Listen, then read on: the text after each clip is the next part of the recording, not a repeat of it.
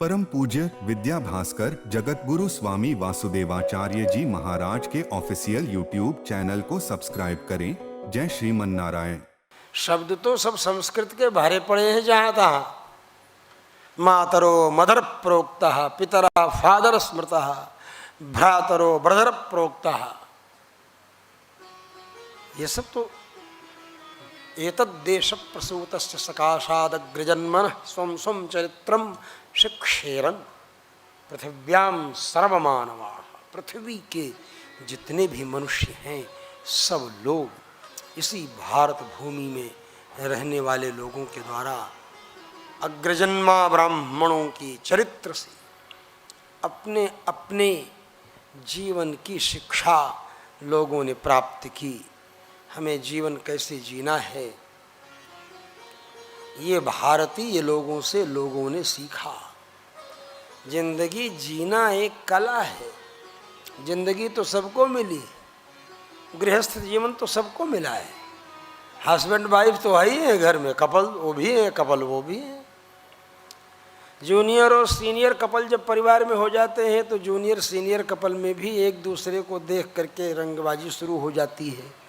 इसीलिए बाप बेटे में झगड़ा होकर के और अलगी बिलगा जिसको कहते हैं अलग हो जाते हैं लोग।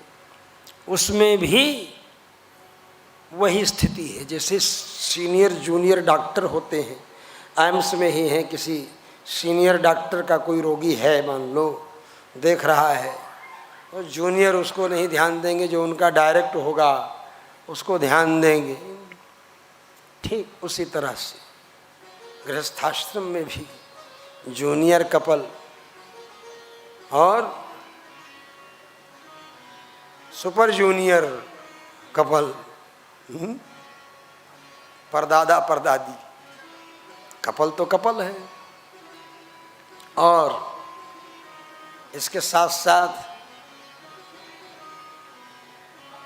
दादा दादी जो हैं उनके लिए सुपर जूनियर कौन होगा? जो उनको सोने की सीढ़ी चढ़ाने वाला होगा। सोने की सीढ़ी जब पौत्र को पुत्र हो जाए, पौत्र तो जूनियर है लेकिन प्रपौत्र जो है वो सुपर जूनियर क्या है।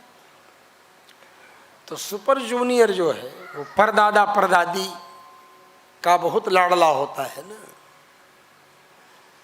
तो वो एक ऐसी स्थिति में पहुंच जाते हैं जिस समय उनको अपने से जितने भी जूनियर हैं उनकी सारी क्रियाएं सुखद ही लगने लगती हैं। ऐसी सिद्धि को प्राप्त होते हैं जो घर में 100 साल के आसपास के बुजुर्ग होते हैं, स्त्री हो या पुरुष हो। उन लोगों को बहू की सुंदरता देख करके वो बूढ़ी माँ प्रसन्न हो जाती, मेरी बहू इतनी अच्छी। वहाँ ईर्ष्या और द्वेष नहीं होता। लेकिन जहाँ एज डिस्टेंस केवल 10 से 15 साल का हो, सास ससुर 15 साल बड़े हो, मान लो 20 साल बड़े हो, तो वहाँ ये लफड़ा शुरू हो जाता है। और वहाँ जब लफड़ा शुरू होता है तो उसका समाधान भारतीय जीवन पद्धति से रहने की प्रक्रिया बतलाती है। जिंदगी जीने की कला वही बतलाती है। जीवन जीने की कला तो भारतीयों के पास है। भारतीयों के पास जीवन जीने की कला है।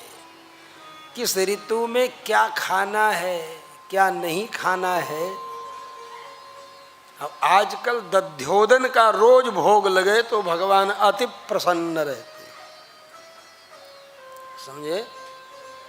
दध्योदन दया सिंधो फुलहेरा फलदायकम और क्षीरान्नम चामृतम प्रोक्तम परमानंददायकम। ये भगवत प्रसाद नारद पांचरात्र शास्त्रागम के अंतर्गत भगवान के लिए खिचड़ी कैसे बनेगी, भगवान के लिए खीरान्न कैसे बनेगा, भगवान के लिए हलवा कैसे बनेगा, वहाँ सब श्लोकों में व्यंजनों के प्रकार लिखे हुए हैं। आप लोग कहते होंगे स्वामी जी आपको ये रसोई बनाने का आइडिया कहाँ से आया? तो जब रसोई नहीं बनाएंगे तो भगवान को भोग क्या लगाएंगे? दूसरे का वो पता नहीं कैसे बनाएगा। अपने ठाकुर को भोग लगाने के लिए तो ऐसा माल बनाओ कि ठाकुर जी से बढ़कर जब कोई नहीं है तो तुम्हारा भोग ऐसा होना चाहिए कि कोई भोग उसके सामने ठहर न पावे। ऐसा भगवान के सामने कोई ठहर सकता है? तो भगवान के भोग के सामने कैसे ठहर जाएगा? भगवान की भक्ति करने वाले भक्तों के सामने तो बड़े बड़े पानी भरने लगते हैं ब्रह्मादि के देवता। परम पूज्य विद्या भास्कर जगतगुरु स्वामी वासुदेवाचार्य जी महाराज के ऑफिशियल यूट्यूब चैनल को सब्सक्राइब करें।